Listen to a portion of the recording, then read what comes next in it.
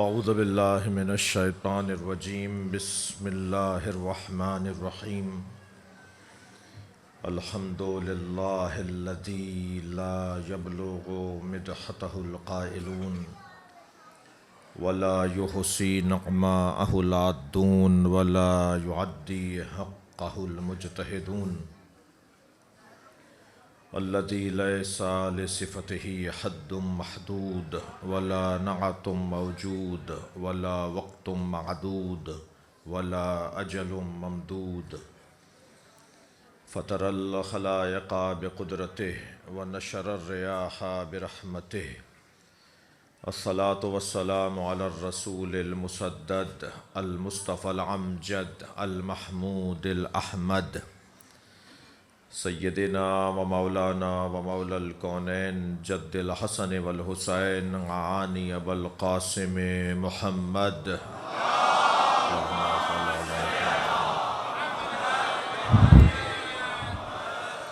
وآلہ الطیبین الطاہرین المعصومین الذین قال اللہ انما یرید اللہ لیذہب عنکم الرجس اہل البیت ویطہرکم تطہیرا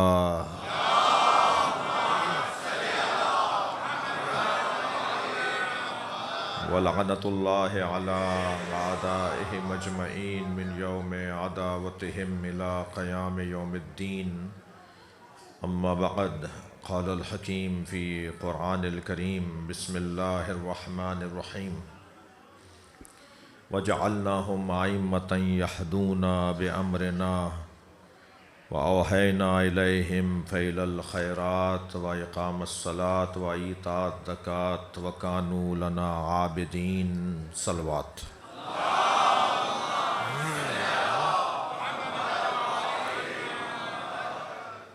سورہ مبارکہ الانبیاء آیت نمبر 73۔ اللہ صفات ائمہ کو بیان کر رہا ہے۔ پہلے تو اس نے اعلان یہ کیا کہ امام ہم بناتے ہیں، اور جنہیں ہم بناتے ہیں ان کی حفاظت، ان کی زندگی کا اہتمام بھی ہم کرتے ہیں۔ دنیا کے زہر دینے سے وہ مر نہیں سکتے، کسی چاقو اور چھری کے چلنے سے ان کی موت واقع نہیں ہوتی، بلکہ در حقیقت مرتا وہ ہے جو زہر دیتا ہے۔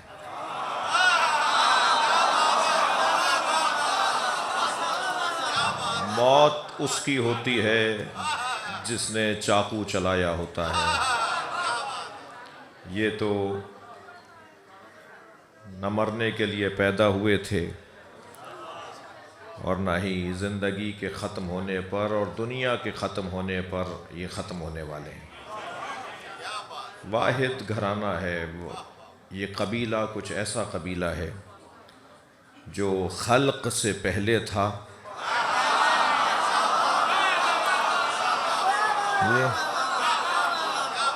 خلق کے ساتھ تھا اور خلق کے بعد رہے گا۔ الحجت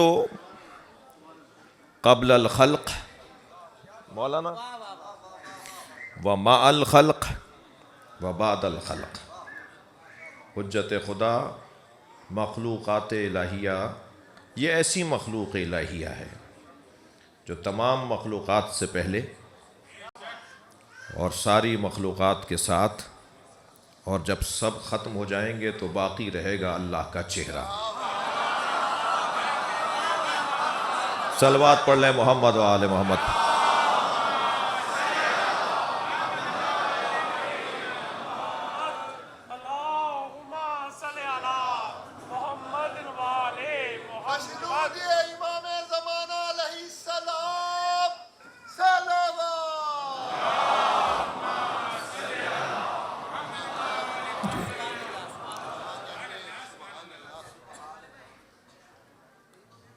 چھری کی دھار سے کٹتی نہیں چراغ کی لو،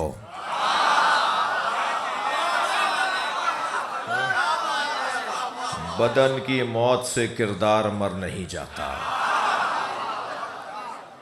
یہ بظاہر دشمن ہے کہ جو اپنا روح سیاہ کر رہا ہے۔ منبر کی زبان میں بات کی ہے میں نے، ورنہ یہ ہستیاں حضرت آدم کی خلقت سے پہلے کی ہیں۔ یا ابلیس ما منعک ان تسجد لما خلقت بیدی، اے ابلیس تجھے اسے سجدہ کرنے سے کس نے روکا تھا جسے میں نے اپنے دونوں ہاتھوں سے بنایا ہے؟ استکبرت ام کنت من العالین، متکبر ہو گیا تھا یا عالین میں سے تھا؟ نماز نہ پڑھنے والا، اللہ کا سجدہ نہ کرنے والا، اللہ کی زبان میں متکبر ہے۔ متکبر ہو گیا تھا یا عالین میں سے تھا؟ علامہ نقن صاحب کی روح کو شادمانی عطا کرے، بڑا حسین جملہ انہوں نے لکھا ہے۔ وہ فرماتے ہیں کہ عالین علی کی جمع ہے، عالین علی کی جمع ہے۔ وہ فرماتے ہیں کہ جب یہ وہاں ہوتے ہیں تو سب علی ہوتے ہیں، اور جب یہ یہاں آتے ہیں تو سب محمد ہوتے ہیں۔ صلوات پڑھیں محمد و آل محمد پر۔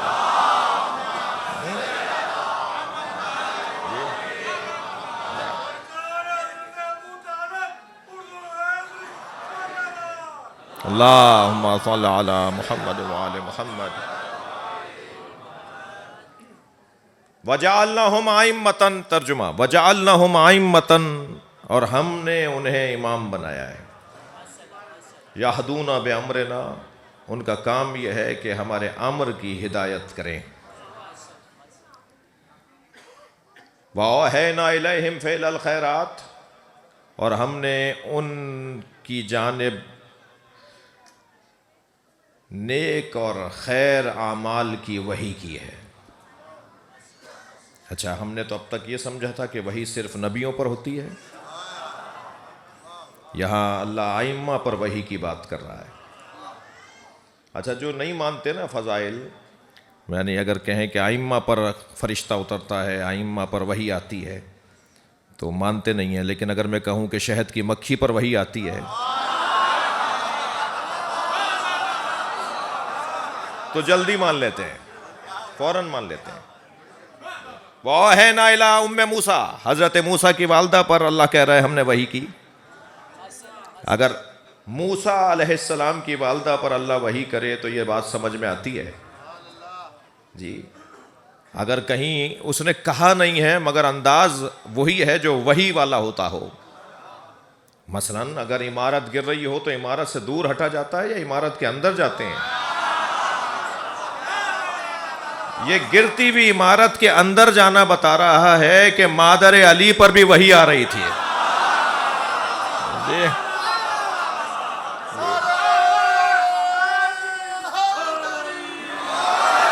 ورنہ قاعدہ تو یہ ہے کہ اگر عمارت گر رہی ہو تو پیچھے ہٹتے ہیں نا۔ یہ خانہ کعبہ کی دیوار ہل رہی تھی اور دیوار تڑک رہی تھی، چٹک رہی تھی، مسکرا رہی تھی، اور بی بی فاطمہ بنت اسد دور نہیں ہٹ رہی تھی بلکہ کعبے کے اندر جا رہی تھی جی۔ تو یہ معلوم ہوا کہ جیسے موسیٰ پر وحی ہے ایسے علی پر بھی وحی ہے۔ عرفا کا کہنا یہ ہے کہ وحی کی دو قسمیں ہیں، وحی قرآنی اور وحی بیانی۔ وحی قرآنی صرف سرکار دو جہاں پر آئی، اور آخری وحی یعنی قرآن کی آخری آیت نازل ہو جانے کے بعد وہ وحی قرآنی رک گئی۔ مگر وحی بیانی، وحی غیر قرآنی، تو یہ ہر ماہ رمضان میں شب قدر میں جو فرشتے آتے ہیں، فرشتے جب کسی پر آ کر پیغام لاتے ہیں اس کو وحی تو کہتے ہیں۔ البتہ مجھے اظہر حسن زیدی صاحب کا جملہ یاد آ رہا ہے، وہ فرماتے ہیں وحی وہی ہے جو ہر ایک کو منہ نہیں لگاتی۔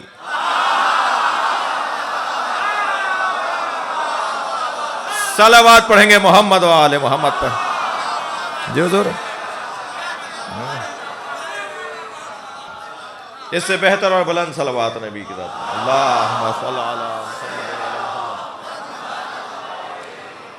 آپ اس سے اچھی صلوات پڑھ سکتے ہیں. اللہ علی محمد. وَأَوْحَيْنَا قرآن کی آیت ہے نا، سورہ انبیاء کی آیت. أَوْحَيْنَا إِلَيْهِمْ فِعْلَ الْخَيْرَاتِ. جی اچھا، یہ ذہن عالی میں ہے کہ اہل بیت کا ہر فعل خیر ہے. یہ خود ان کا ذکر خیر ہے، خود ان کا وجود خیر ہے. جی جب غدیر کے میدان میں سرکار نے فرمایا جو آگے چلے گئے انہیں واپس بلاؤ، جو پیچھے رہ گئے انہیں آوازیں لگاؤ، تو پوچھنے والے نے پوچھا یا رسول اللہ کیا کہہ کر آواز لگاؤں؟ فرمایا کہو حی علی خیر العمل.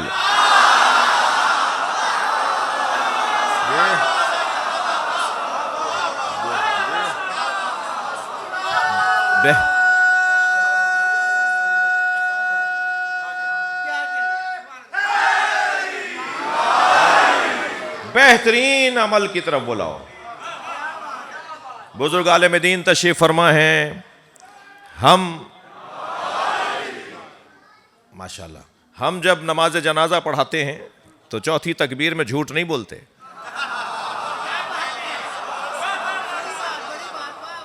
اللہم انا لا نعلم منہ الا خیرا. یا اللہ اس مرنے والے کے بارے میں ہم کچھ جانتے ہی نہیں ہیں سوائے خیر کے. جبکہ اس نے نماز قضا کی بھی ہیں، جبکہ اس نے بہت ساری کوتاہیاں کی بھی ہیں، مگر ہم اللہ سے بات کرتے ہوئے کہہ رہے ہیں کہ اللہ ہم اس کے بارے میں جانتے ہی نہیں ہیں الا خیرا. جانتے ہیں تو بس خیر جانتے ہیں. وہ کون سی چیز ہے جسے خیر مطلق کہا جاتا ہے؟ وہ ہے محبت علی.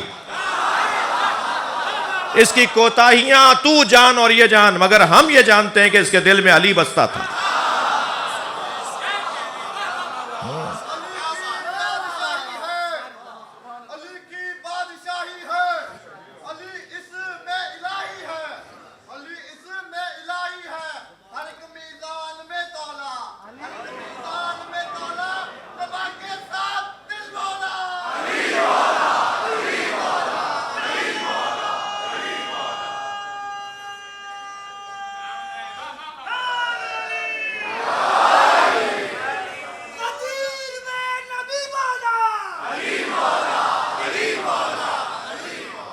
فعل الخیرات وَأَوْحَيْنَا إِلَيْهِمْ فعل الخیرات. اور ہم ان پر خیر کی وحی کرتے ہیں. ان کا عمل خیر کا عمل ہے. ان کا قول بھی خیر، ان کا فعل بھی خیر. یہ خود خیر. یہ گھرانہ کوثر گھرانہ ہے، خیر مطلق گھرانہ. خیر ہی خیر. کوثر یعنی خیر الکل کل الخیر، ہر اعتبار سے خیر. ان کا ناراض ہونا بھی، ناراض کسی اور سے ہوں گے اور خیر کسی اور کے لیے ہوگا. ان کا خوش ہونا بھی خیر. ان کا ایک لمحہ خیر. اوحینا الیہم فعل الخیرات واقام الصلاۃ. اور نماز کا قائم کرنا، نماز کا قائم کرنا. ہم نے ان پر خیرات کی، فعل خیرات کی وحی کی، اور ہم نے ان پر نماز کے قائم کرنے کی وحی کی. نماز پڑھنا اور ہے، نماز قائم کرنا اور ہے. البتہ جو نماز پڑھتا ہے وہی قائم کر سکتا ہے. ایسا نہیں ہوگا کہ نماز پڑھے بغیر قائم ہو جائے گی، مگر حکم ہمیں ہے نماز قائم کرنے کا. میں ان بچوں اور جوانوں کے لیے صرف جلدی سے گزرتے ہوئے کہہ دوں کہ قیام نماز کا مطلب کیا ہے. 2 رکعت نماز کے لیے جگہ پاک ہونا چاہیے، حلال ہونی چاہیے، کپڑے پاک ہونے چاہیے، حلال ہونے چاہیے، قبلہ کا تعین ہونا چاہیے. یہ ساری شرائط 2 رکعت نماز کے لیے. اچھا، اللہ کا بھی کام اللہ کا ہے. جو مشکل نماز تھی وہ کم سے کم رکھی ہے، جو آسان نماز تھی وہ زیادہ رکھ دی ہے. مثلا فجر میں اٹھوا لیا ہی تھا، اٹھا ہی دیا تھا تو 4 رکعت پڑھوا لیتا.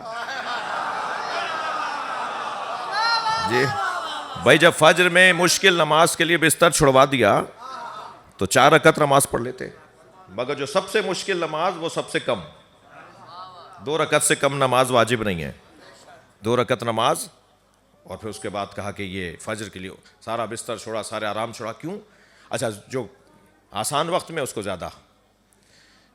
جی اللہ کو گنتیاں نہیں چاہیے. یہ جو اس آیت کے آخر میں ہے نا وَكَانُوا لَنَا عَابِدِينَ، معصوم امام کی صفت بیان کر رہا ہے اللہ، وہ ہمارے ہی بندے ہیں. نماز بندگی تک اگر لے جائے تو نماز ہے، روزہ اگر بندگی تک لے جائے تو روزہ ہے، حج اگر بندہ بنا رہا ہے تو حج ہے، ورنہ نماز اٹھک بیٹھک رہ جائے گی، روزہ بھوک مرنا رہ جائے گا. حج جو ہے وہ کسی تفریحی سفر سے زیادہ نہیں ہوگا، لیکن اگر یہ بندہ بنا دے. کانوا لنا عابدین، یہ ائمہ اہل بیت وہ ہیں جو ہمارے بندے ہیں.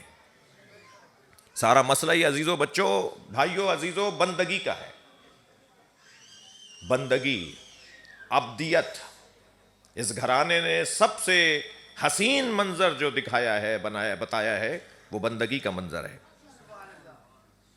حضرت ابراہیم سے بڑھ کر نبیوں میں بندہ نہیں کوئی، مگر جو سب سے بڑا بندہ ہے حضرت ابراہیم کے نام سے، وہ بھی حسین کی بندگی کے آگے کاسا لیے کھڑا ہے. سب سے بڑا بندہ اللہ کی بارگاہ میں نبیوں میں حضرت ابراہیم ہے، مگر ان کی بندگی کو بھی اللہ کہہ رہا ہے وَفَدَيْنَاهُ بِذِبْحٍ عَظِيمٍ. ہم ابراہیم کی قربانی کو بڑی قربانی پر مؤخر کر رہے ہیں. غور فرمایا آپ نے، حضرت ابراہیم سے اللہ نے جان مانگی، انہوں نے دی، مگر اللہ نے رکھی نہیں، واپس کر دی. آگ میں کود گئے، جان تو دے دی، مگر کیا جل گئے؟ نہیں، زندہ رہے، گلزار ہو گئی وہ آگ. جانور اللہ نے مانگے، انہوں نے دیے، مگر اللہ نے واپس کر دیے. بیٹے کے گلے پہ چھری چلا دو، چلا دی، انہوں نے اپنا پورا کام کیا. وہ اور بات ہے چھری الٹی ہو جاتی تھی، جب چلاتے تھے چھری چلتی نہیں تھی، تیز دھار آلہ مگر چلتا نہیں تھا. آنکھوں پہ تو پٹی بندھی ہوئی تھی، پھر پٹی کھول کے دیکھتے تھے تو وہ الٹی ہوتی تھی، پھر باقاعدہ دیکھ کر سیدھا رکھتے تھے، پھر چلاتے تھے، چلتی نہیں تھی، وہ نیل پڑ جاتے تھے، مگر چھری نہیں چلتی تھی. تو چھری سے بولے حضرت ابراہیم میں تجھے سیدھا رکھتا ہوں تو الٹی کیوں ہو جاتی ہے؟ تو لوہے کا ٹکڑا بولا. یہ مجال ہے اللہ کا ولی کسی سے بات کرے اور وہ جواب نہ دے. جی یہ مردوں سے بات کرنا ہضم نہیں ہوتا، یہ لوہے سے بولیں تو جواب آتا ہے، یہ پتھروں سے بات کریں تو جواب آتا ہے. حضرت ابراہیم نے چھری سے کہا میں تجھے سیدھا رکھتا ہوں تو الٹی کیوں ہو جاتی ہے؟ ایک جگہ میں نے پڑھا کہ ذوالفقار مولا علی سے بولتی تھی، تو مجلس کے بعد ایک صاحب مجھے کہنے لگے مولانا وہ بات کریں جو سمجھ میں آئے. میں نے کہا اللہ کرے تمہاری سمجھ میں آ جائے، تم نے اپنی سمجھ کو معیار بنایا ہوا ہے. کہنے لگا یہ کیسے ہوگا کہ ذوالفقار لوہے کا ٹکڑا، ایک لوہا تلوار مولا سے بات کرتی ہو؟ تو میں نے کہا یہ احادیث ہے ہمارے پاس. علامہ آیت اللہ علی اکبر النہاوندی نے العبقری الحسان 10 جلدی کتاب ہے جو امام زمانہ پر لکھی ہے، اس کی 4تھی جلد میں جو امام تبرکات لے کر آئیں گے، جب امام تبرکات لائیں گے اپنے ساتھ تو اس میں کیا کیا امام لے کر آئیں گے، ان میں ایک چیز جو امام ساتھ لائیں گے وہ ذوالفقار ہے. اور پھر ذوالفقار کے بارے میں انہوں نے لکھا ہے کہ ذوالفقار کی صفات، ذوالفقار کی کیا کیفیات تھیں، تو اس میں وہ یہ پوری بحث لکھی ہے کہ ذوالفقار مولا سے باتیں کرتی تھی، جناب زہرا کو جنگ کی گزارش سناتی تھی. جی مولا علی لا کے رکھتے تھے، کچھ دیر کے بعد جناب سیدہ فرماتی تھی علی آج آپ نے اتنے لوگ مارے اور فلاں کو آپ نے جو سر پہ مارا اس کا یہ حال ہوا، اور فلاں کو آپ نے ایسے مارا. تو ایک دن مولا نے فرمایا سیدہ تم مجھے کیسے بتا رہی ہو؟ فرمایا میرا بھائی مجھے بتاتا ہے. فرمایا تمہارا بھائی کون ہے؟ کہا یہ ذوالفقار میرا بھائی. جی اللہم صل علی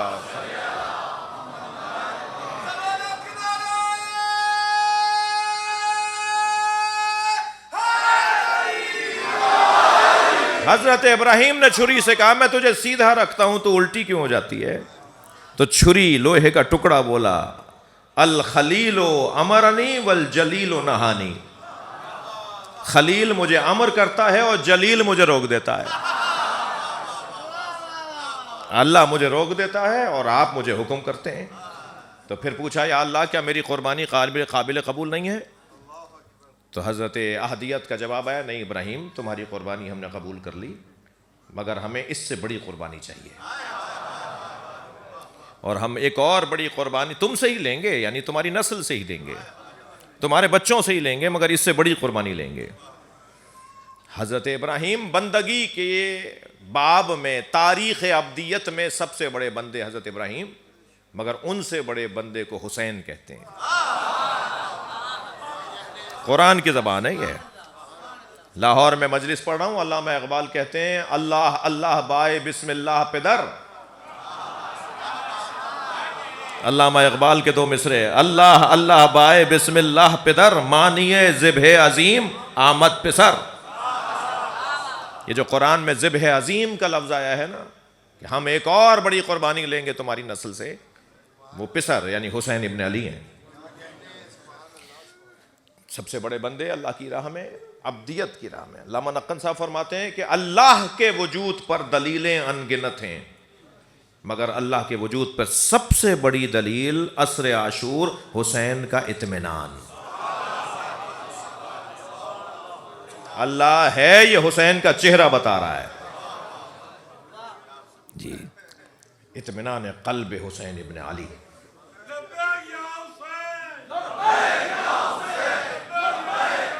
بلند تر صلوات ہدیہ کریں گے محمد و آل محمد، اللہم صلی علی۔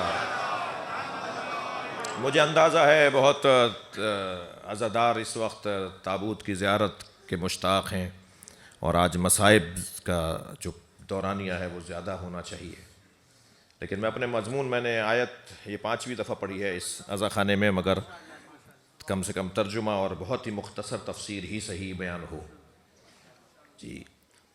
ہم نے نماز قائم کرنا، جو 2 رکعت نماز صبح کی پڑھی، اس کے لیے جو شرائط تیار کیے تھے، ظہر تک وہ شرائط قائم رہیں تو یہ نماز ظہر تک قائم رہی، اور نماز ظہر تک جو شرائط پورے کیے وہ مغرب تک، عصر تک اور مغرب تک قائم رہیں۔ سارا دن اگر اس کیفیت میں گزرے کہ کسی ناجائز جگہ پہ قدم نہیں رکھنا، کسی کا مال نہیں کھانا، کسی کا مال غصب نہیں کرنا، ہمیشہ مرکز یعنی کعبے کو اپنے پیش نظر رکھنا ہے، تو یہ نماز قائم ہو گئی۔ نماز قائم ہو گئی یعنی وہ شرائط جو 2 رکعت کے لیے تیار کیے تھے وہ دوسری نماز تک باقی رہیں۔ اقام الصلاۃ و ایتاء الزکوٰۃ، اور زکوٰۃ کی ادائیگی، وکانوا لنا عابدین، اور یہ سارا گھرانہ وہ ہے جو ہمارا بندہ ہے، ہماری ابدیت کے اعلیٰ ترین مصداق کا عنوان رکھتے ہیں۔ بندگی، جو اللہ کا بندہ ہوتا ہے نا وہ پھر کسی سے ڈرتا نہیں ہے۔ بندگی کا ایک جوہر اور ایک نتیجہ یہ ہے کہ ساری دنیا ایک طرف ہو اور وہ اکیلا بھی کھڑا ہو تو ساری دنیا پہ غالب ہے جی۔ وہ جو طاقت ہے نا اندر سے کہ میں کسی کو دکھانے کے لیے کر رہا ہوں، کوئی مجھے دیکھ رہا ہے، وہ طاقت انسان کو بہادر بناتی ہے۔ یہ اپنے جیسا سمجھتے تھے، جبھی زندان میں شیر بھیج دیے تھے، بھوکے شیر، یہ اپنے جیسا سمجھتے تھے انہوں نے اچھا اپنے جیسا سمجھنے والا اپنا نہیں ہوتا، تو بھوکے شیر بھیج دیے میرے مولا کے زندان میں، جہاں مولا تھے، کہ یہ شیر مولا کو، ان کے گمان میں کہ مولا پر حملہ کریں گے، بھوکے ہیں، لیکن دور سے کھڑے ہوئے کیا دیکھ رہے ہیں کہ وہی بھوکے شیر امام کاظم کے پیروں کا بوسہ دے رہے ہیں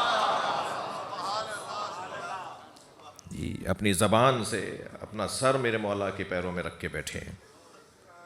ورنہ جانور اپنی فطرت کے مطابق عمل کرتا، لیکن جو یہ حجت خدا ہے مخلوقات الہیہ پہ، صرف یہ انسانوں پر حجت خدا نہیں ہے۔ البتہ ذہن میں رہے کہ جب یہ چاہتے ہیں تو جب یہ اپنی معرفت چاہتے ہیں تو جانور ان کے پیروں میں سر رکھ دیتا ہے، اور جب یہ اپنی معرفت اٹھا لیتے ہیں تو یہی جانور ان پہ دوڑ جاتا ہے۔ غور کیا؟ کربلا کے میدان میں جب میرے مولا حسین نے پسر سعد سے مکالمے کے درمیان شور و غوغا اور شور و غل کی آواز سنی تو حضرت نے فرمایا انہیں خاموش کرواؤ۔ پسر سعد نے آواز لگائی کہ خاموش ہو جاؤ، میں حسین سے بات کر رہا ہوں۔ سب خاموش ہو گئے، مگر گھوڑوں کے ہنہنانے کی آوازیں، اونٹوں کے بولنے کی، اور جو ان کے گلے میں گھنٹیاں بندھی ہوئی تھیں ان کے بجنے کی آوازیں آ رہی تھیں۔ امام نے فرمایا خاموش کرواؤ، کہ یہ انسانوں کی آوازیں نہیں ہیں، میں انسانوں پر تو اختیار رکھتا ہوں، ان پہ میرا اختیار نہیں ہے۔ حضرت نے اپنا ہاتھ فضا میں بلند کیا، کربلا کے میدان میں سناٹا طاری ہو گیا۔ امام نے فرمایا ان پر میرا اختیار چلتا ہے، ان پر میرا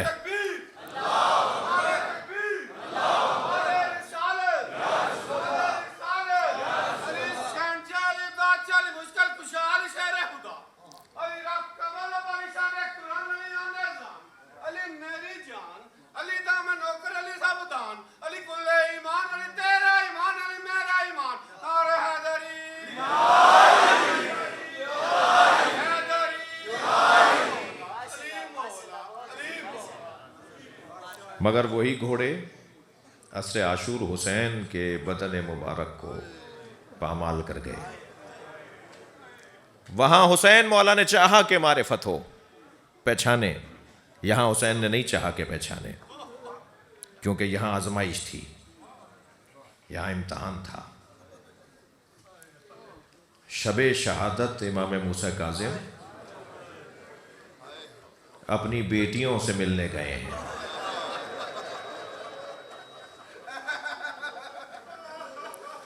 دربان نے دیکھا کہ زنجیریں وہیں پر ہیں، زنجیریں وہیں پر ہیں، اور امام موجود نہیں ہے۔ پہنچے ہیں مدینے میں، آدھی رات کا وقت ہے۔ روایت میں تفصیل نہیں ہے، مگر اس معجزے کا بیان ضرور ہے۔ عجب نہیں، سوتی ہوئی جناب معصومہ قم کی پیشانی کا بوسہ دیا۔ اللہ آپ کو بی بی معصومہ کی زیارت سے شرف یاب کرے۔ جب جائیں نا قم تو بی بی معصومہ کو ان کے بابا کا پرسہ ضرور دیجیے گا، اس لیے کہ یہ بڑا گراں ہے بیٹیوں کے لیے۔ حضرت ابراہیم نے دعا مانگی تھی، یا اللہ مجھے بیٹی عطا فرما جو میرے جنازے کی زینت بن سکے۔ جن مرنے والوں کی بیٹیاں ہوتی ہیں نا، ان کا جنازہ بڑی شان سے اٹھتا ہے۔ ایک بیٹی پیر پکڑے بیٹھی ہوتی ہے، ایک بیٹی سینے پہ سر رکھے ہوتی ہے، ایک بیٹی پیشانی کا بوسہ دے رہی ہوتی ہے، شان سے جنازہ اٹھتا ہے۔ ان لوگوں کا جن کی بیٹیاں ہوتی ہیں، یہ اتنا بڑا مجمع آج موچی دروازے کی تاریخی سالانہ مجلس اعظم میں ایک تابوت کی زیارت کرنے آیا ہے، جس امام کے بیٹیاں تو 18 تھیں، مگر میت پر ایک بیٹی بھی نہیں تھی۔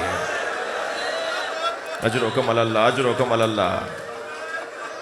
اپنی آوازوں کو آزاد کریں گے جو رونے آئے۔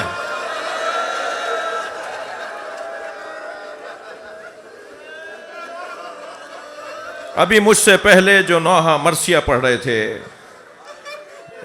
جعفری صاحب جو مرثیہ پڑھ رہے تھے، جی قمر صاحب جو مرثیہ پڑھ رہے تھے جناب سکینہ کے حال کا، تو مجھے ایک مصرے پر بہت رونا آیا۔ اہل بیت کے گھرانے میں 2 ہی اسیر ہیں جن کی میت زندان سے اٹھی ہے۔ اجرکم اللہ، اجرکم اللہ، اجرکم اللہ۔ جو رونے آئے اپنی آوازوں کو آزاد کریں۔ حق ہے ایسے ہی گریہ کرنا. جب آپ بلند آواز سے گریہ کرتے ہیں نا تو امام جعفر صادق دعا دیتے ہیں, یا اللہ یہ ہمارے عمر کو زندہ کر رہا ہے. دو ایسے اسیر ہیں اہل بیت میں جن کا جنازہ زندان میں اٹھا ہے.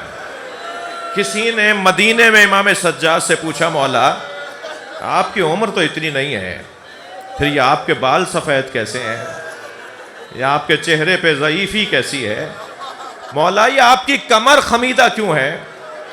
تو ایک ٹھنڈی سانس بھری اور آنکھوں میں آنسو بھرے اور ٹپکتے ہوئے آنسوؤں کے ساتھ ایک جملہ کہا, سکینہ کے جنازے نے بوڑھا کر دیا.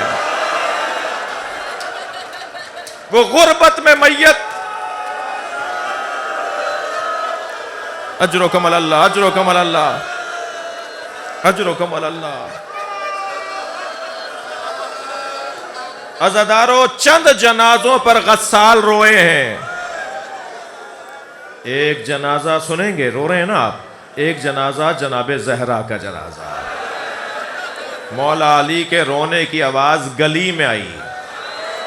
سلمان کو مولا علی نے گلی میں کوچے میں کھڑا کر دیا تھا, سلمان جو بھی کوئی آئے اسے لوٹا دینا. سلمان کہتے ہیں جب علی غسل دے رہے تھے سیدہ کو تو علی کے چیخ مار کے رونے کی آواز, چیخ کر روئے علی. سیدہ کی شہادت, سیدہ کی تدفین کے بعد سلمان فارسی نے مولا علی کو گلے لگا کر پرسہ دیتے ہوئے کہا, مولا آپ کے رونے کی آواز گلی تک آ رہی تھی. پھر علی رونا شروع ہوئے اور روتے ہوئے فرمانے لگے, فاطمہ کی 2 پسلیاں ٹوٹی ہوئی تھیں مگر فاطمہ نے مجھے نہیں بتایا. اجرکم اللہ, اجرکم اللہ. اپنی آوازوں کو آزاد کریں گے, مجلس بہت نورانی ہے. یا اللہ امام موسیٰ کاظم کا واسطہ, یہ سب حاجتیں لے کر آئے ہیں. اجرکم اللہ. ایک جنازہ جس پہ غسال رویا وہ جنازہ جناب زہرا کا. دوسرا جنازہ سنیں گے جس پہ غسال رویا ہے, وہ جنازہ امام سجاد کا ہے. امام محمد باقر کے رونے کی آواز, غسل دیتے ہوئے رونے کی آواز بلند ہوئی. تیسرے جنازے کا نام سنیں گے, سکینہ بی بی. غسالہ روتی بھی باہر آئی.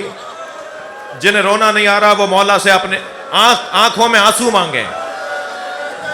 جسے رونا نہیں آتا نا وہ ایسی مجلسوں میں آنسو مانگا کریں. غسالہ روتی بھی باہر آئی اور امام سجاد کے سامنے آ کے بیٹھ گئی اور کہنے لگی, اے اسیر زندان, تمہاری بہن کو کیا بیماری تھی؟ تمہاری بہن کس بیماری میں دنیا سے گئی؟ امام نے فرمایا, میری بہن کو کوئی بیماری نہیں تھی. کہ جب میں نے کرتا علیحدہ کیا تو بدن پہ نیلے نیلے نشان. اجرکم اللہ, اجرکم اللہ. امام نے فرمایا, میری بہن کو تازیانے مارے گئے. یہ تازیانوں کے نشان.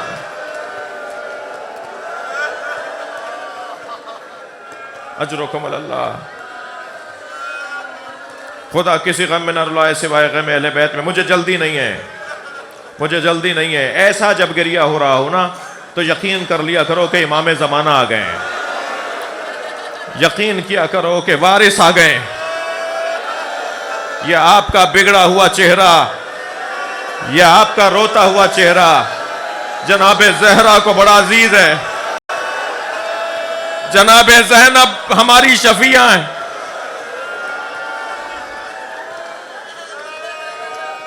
تسلی کریں, تسلی کریں.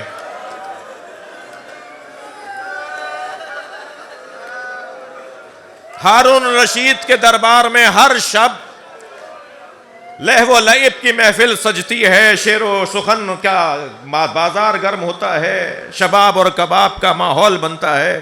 ایک دن کسی نے کہا, آج ہم نے بغداد میں ابو العطا کو دیکھا ہے. ابو العطا کون ہے؟ اس وقت کا سب سے بڑا شاعر, اس وقت کا سب سے بڑا شاعر ہے. ہارون رشید نے کہا, ابو العطا تو بصرے کا رہنے والا ہے, وہ بغداد میں کیسے نظر آیا؟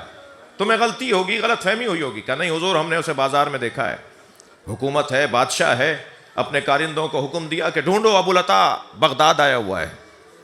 کچھ دیر کے بعد معلوم ہوا کہ فلاں مسافر خانے میں ابو العطا ٹھہرا ہوا ہے. پیغام دیا کہ ہارون رشید نے دربار میں بلایا ہے. ابو العطا پہنچا. ابو العطا تم نے فلاں کلام کہا، آج کی شام تمہارے نام، ہمیں غزلیں سناؤ، ہمیں کلام سناؤ.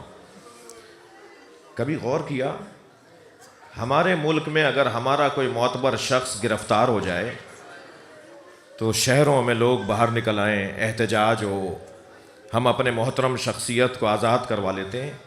امام موسیٰ کاظم 14 سال قید میں رہے. اس وقت کے شیعوں کا کتنا بڑا امتحان ہے، کچھ نہیں کر پا رہے اس وقت کے شیعہ. ابو العطا دربار میں لا کے بٹھایا گیا. ابو العطا آج فلاں کلام سناؤ. نظمیں سناتا رہا، غزلیں سناتا رہا. کہ وہ غزل بھی ذرا سناؤ کہ جو سب سے مشہور تمہاری غزل ہے. تو ابو العطا نے کہا میں آپ کو غزلیں سناؤں گا، اپنا کلام سناؤں گا، مگر مجھے بتائیں اس کے بدلے میں مجھے ملے گا کیا؟ ہارون کہنے لگا جو مانگو گے دوں گا، جو مجھ سے مانگنا میں تمہیں دوں گا. کہا جو مانگوں گا دو گے؟ کہا جو مانگو گے دوں گا.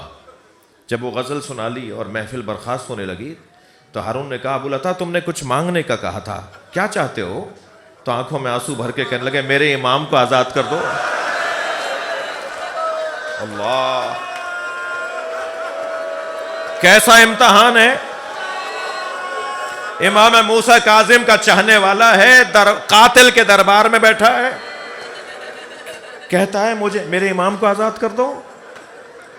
کچھ دیر کے لیے ہارون خاموش ہوا اور کہنے لگا 3 دن کے بعد تمہارے امام کو آزاد کر دوں گا. اب میں رونے والوں سے سوال کرتا ہوں کہ ابو العطا کتنا خوش گیا ہوگا، میری وجہ سے میرا امام آزاد ہو رہا ہے، میری وجہ سے میرا امام آزاد ہو رہا ہے. اپنے بچوں کو جا کر کہا، اپنی زوجہ کو جا کر کہا تیاری کرو، ہم امام کو زندان کے دروازے پر لینے جائیں گے. دوسرا دن گزرا، تیسرا دن آ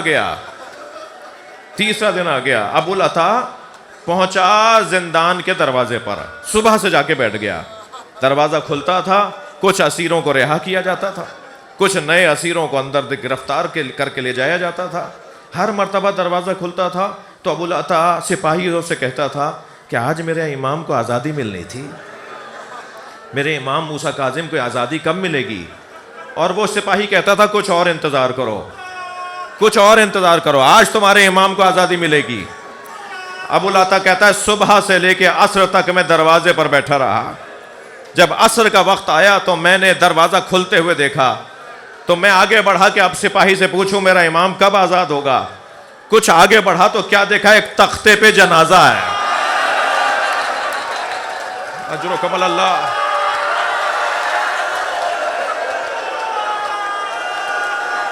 اجرکم اللہ. میں نے پوچھا آج میرے امام کو آزادی ملنی تھی، کہ ھذا امام الرفضہ، یہی شیعوں کا امام ہے جسے آزادی دے دی گئی. بہت گریہ ہو گیا، مجلس ہو گئی، مگر ابھی تابوت اٹھے گا تو ایک روایت سن لو. میں آپ کو آپ کے ساتھ ماتم کروں گا، تابوت کی زیارت کریں گے. رونے والوں خیال رہے اس امام کا تابوت ہے جو 14 سال بعد آزاد ہو رہا ہے. اس امام کا تابوت ہے جس کی بیڑیاں کاٹی نہیں گئی،